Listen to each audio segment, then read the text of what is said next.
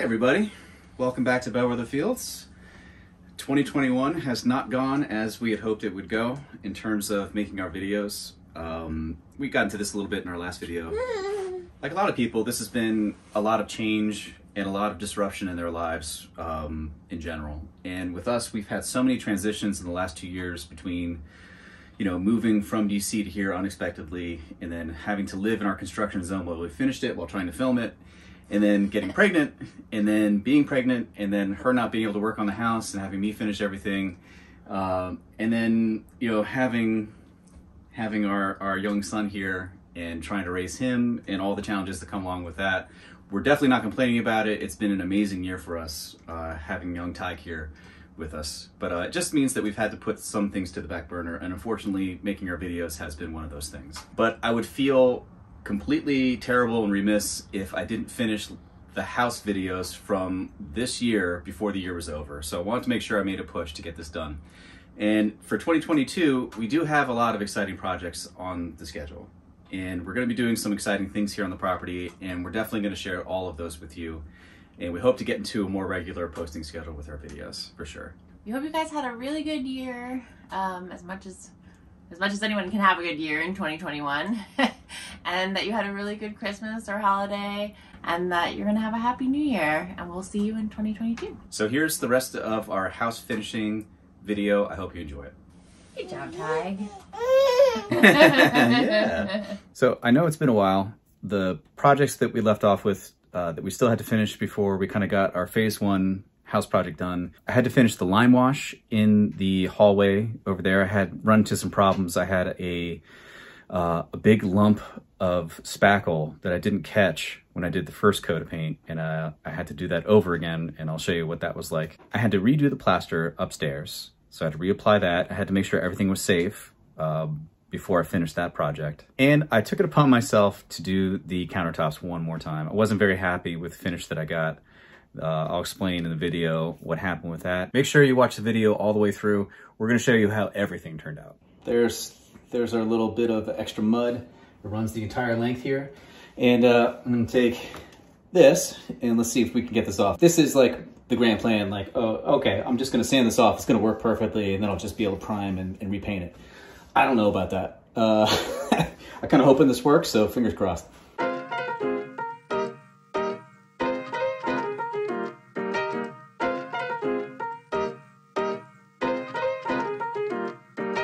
So all of that sanding has revealed that there is actually a little bit of a seam here.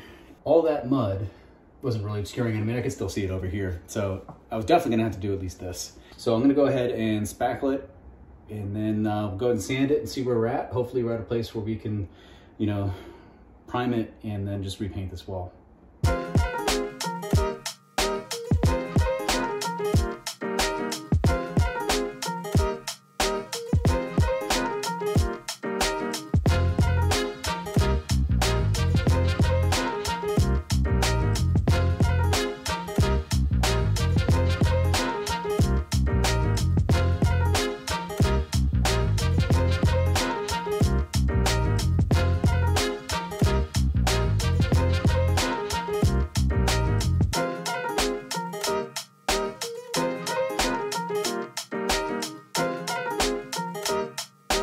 Update. I just got off the phone with the guy from Portola Paints in San Francisco. It's where we get our lime wash. And we were talking about this patch, and he seemed to think that there's no way that I'm ever going to get that to look even. No matter how many coats of lime wash I put over top, you'll always see like a little square right there. And that's assuming that, you know, I put the undercoat primer that they asked for right over it, and then maybe I do like a coat or two on this, and then I paint the whole wall again, you'll still see it.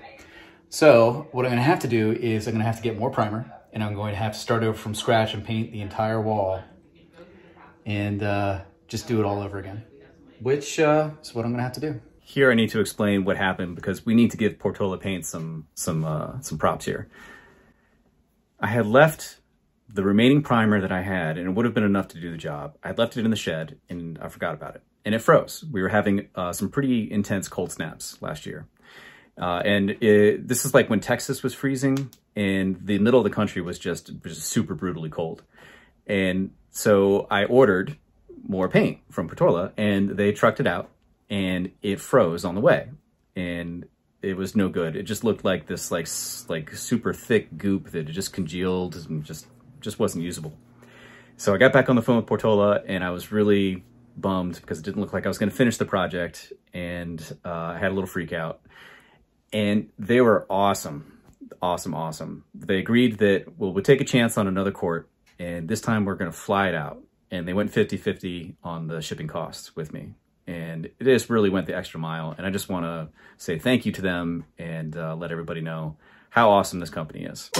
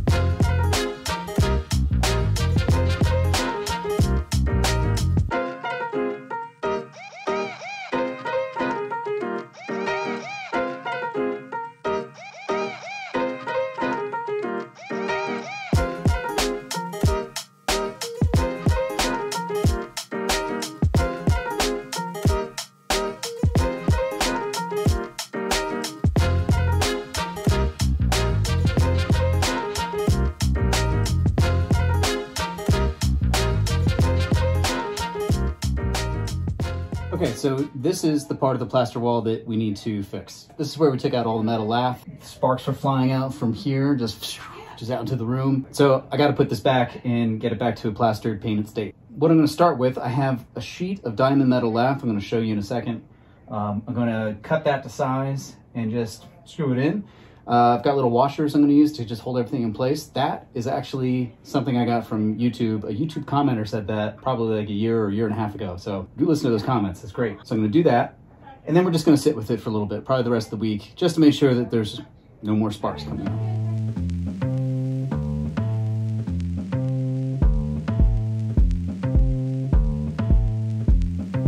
3-inch deck screw. These are the little washers I was telling you about. So just get more pull onto the metal lath. So I know where the electrical wire is here. I'm just going to go above and below that.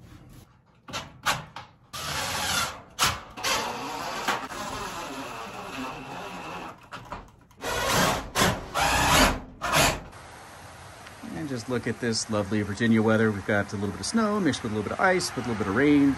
We got it all. We've had the metal lath up there for a couple weeks now, and we haven't seen any problems. So I've got 3 panels that I need to replace of plaster, and I'm going to plaster 2 of them. The third is right underneath the light switch. I need the light switch replaced, and I just want to confirm with the electrician one more time before I go ahead and patch that up, just to make sure that, you know, he thinks that we're more or less safe or good to go. So 2 of the 3 panels are getting patched today. I'm going to go ahead and mix up the plaster. So the plaster mix-up is really straightforward. You take a 5-gallon bucket and you fill it with 4 inches of water. And then you take your bag of plaster and then you dump in plaster. You take your egg beater attached to your drill and you mix it up and just mix it, add more, mix it, add more, mix it, add more until you get to roughly the right consistency, which is kind of like, it's hard to describe, it's like peanut butter-ish, kind of like drier peanut butter. But I'll show you. It's really easy. I'm gonna go and do it right now.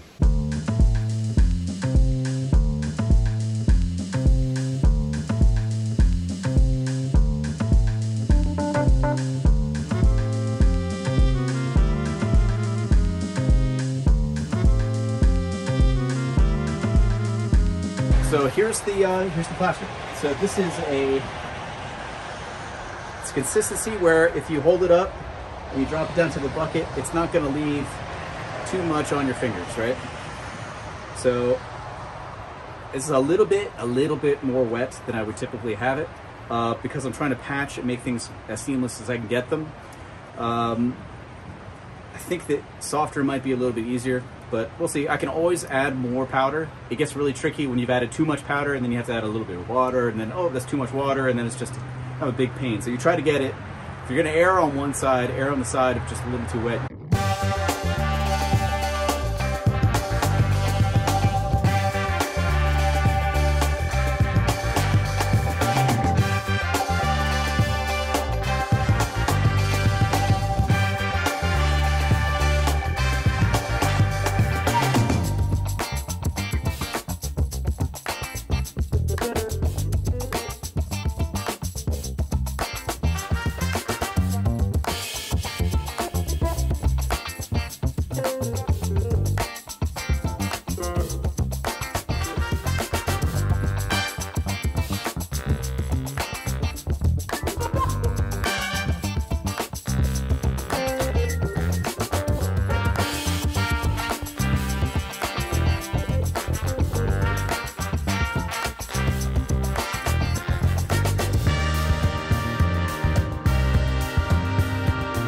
We all have bosses. We all have people that we answer to.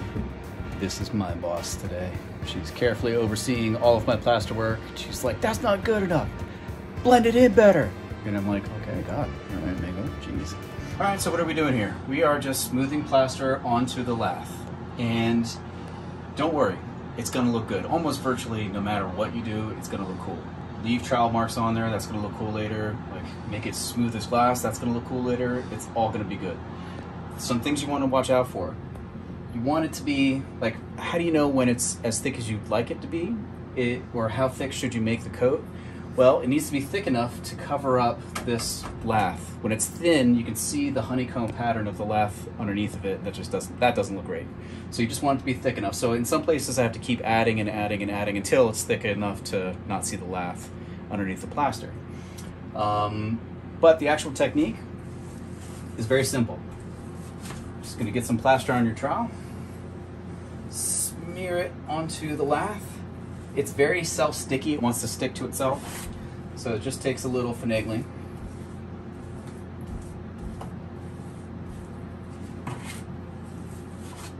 And sometimes I'll take it in my hand and just kind of smear it on there, push it on there. That actually works really well. And then kind of helps to go up away from the plaster, right? And then just spread it around. Try to get it even with the stuff around it. And then when you've got it to the thickness that you want, you just smooth it out. Just keep very lightly feathering the plaster until it's smooth. And it gets this like kind of glossy sheen to it. It's very like wet plaster at the top. You just make it look smooth. That's it. I mean, I could have made little trowel marks. Like, you can do cool stuff if you want to. We just want to make it smooth. So this is not how most people plaster.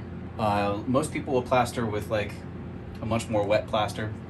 They'll have it on a little stand, and the trowel they have is like a rectangular trowel. They'll just kind of do a large surface area. Well, in this room, we've got kind of a tight area. We've got these panels that we need to do. And we worked with plaster before doing the chinking for the logs. And this is how we did it. And so we just transferred it right over. These just look like big chink lines. And we like the way that looks. It looks kind of messy. You can see the trowel marks. We kind of like that. It's an aesthetic that we're kind of going for. It's very textured, kind of very random way to do it. But that's what we like.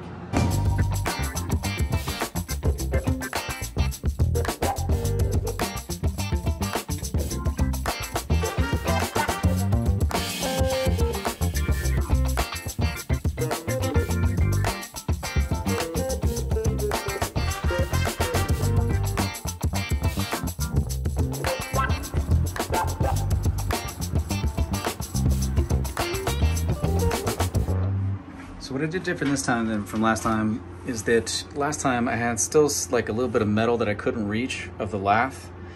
Some of that metal was just sticking out here, and I think it was getting wet from the dehumidifier that we run in the summertime, and that the moisture had something to do with conducting electricity that sparked. So I don't know the exact details of that, but so this time I was careful to cover every little bit of the metal. It's all covered. So there's a little wood poking through that wasn't poking through before, but I can live with that. That's fine.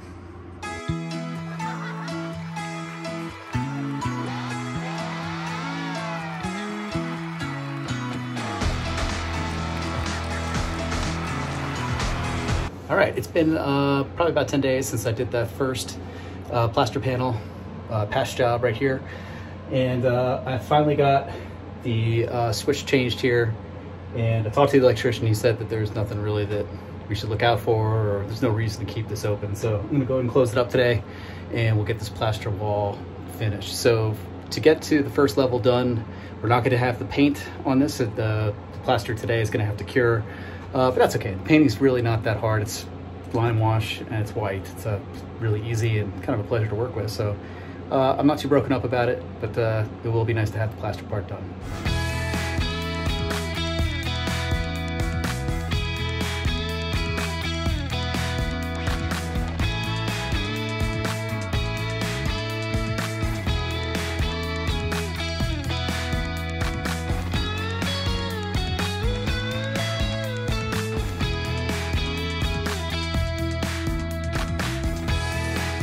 figured I was kind of done sanding, and I had kind of done my best. I had done, what, 80 grit, 150 grit, 200 grit, 300, 400, you know, and that's where I stopped. I was like, okay, this is not fixing some of the problems that I'm seeing. And some of the problems are that, like, there are different consistencies, different woods, and I have figured out that it's because there are different depths, slightly different depths. So some of these wood pieces, did not, were too low. So the surrounding pieces were a little bit too high, and the sandpaper couldn't reach it. I mean, I've sanded this stuff, you know, exclusively, very hard, and it's just not, it's not working. So what I'm gonna try to do is we're gonna just start over. I'm starting with 80 grit, and then I'm gonna move up to 150, you know, 200, 320, and 400. And I'm just gonna do them all back to back to back to back. I'm not gonna bother with oiling in between or do anything weird. I'm just gonna sand. I'm gonna wipe with a very lightly damp towel just to kind of raise the wood grain a little bit, and then sand again, and then repeat, and then sand again, and then repeat. And then at the end, I'm gonna put one more coat of oil on it. And let's see what this does to test my theory that we have just different depths, and that, you know, doing a pretty thorough sanding of something that's gonna remove the surface of this is gonna be beneficial.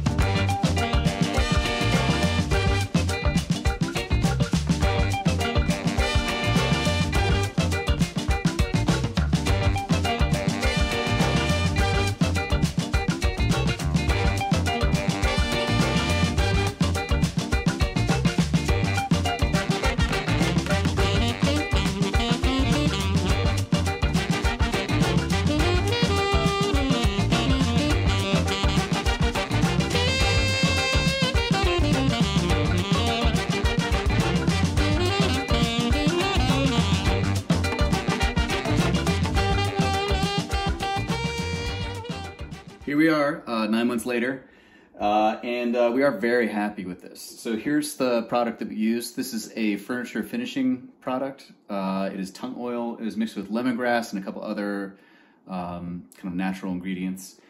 And it has a very detailed process that I kind of started to describe. It goes all the way up, I think, to like 1,200 grit or 1,500 grit, something like that. And we didn't do that. We just went up to, I think, 400.